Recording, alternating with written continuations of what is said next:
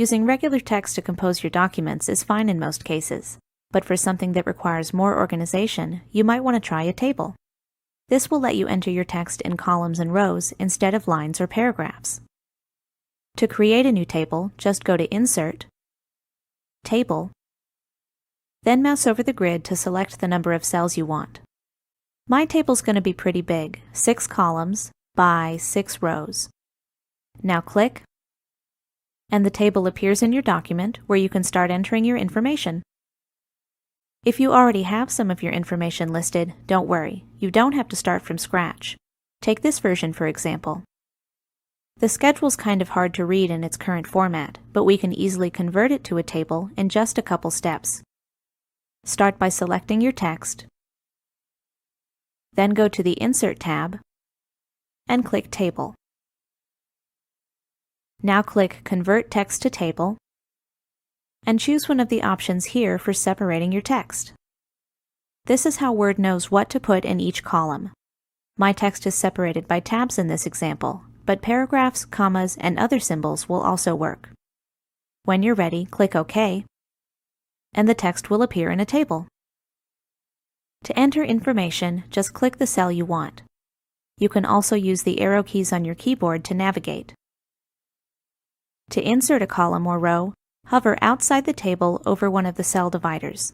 Notice the plus sign that appears? All you have to do is click, and Word will add a column or row in that location. Deleting columns and rows is just as easy. First, select a cell in the range you want to delete. Then right-click and choose Delete Cells from the menu. In this example, I'm going to select Delete Entire Row, then click OK. So this is looking pretty good.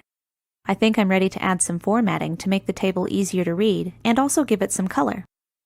For that, you'll find everything you need on the Design tab or the Layout tab, which appear anytime you have your cursor in your table. Under Design, you'll find a wide range of table styles to choose from, which you can mouse over for a preview. For the full list, click the drop-down arrow in the corner. How about this one? Once you've chosen a style, you can customize the way it's laid out using the table style options here.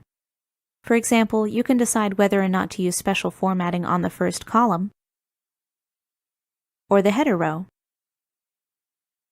These will all have a different effect depending on the table style you've chosen, so you might need to experiment to get the look you want. You may have noticed that this table has a border between most of the cells. To add or change the border, just select the cells you want to modify, then look to the Borders group. Here you can select a line style,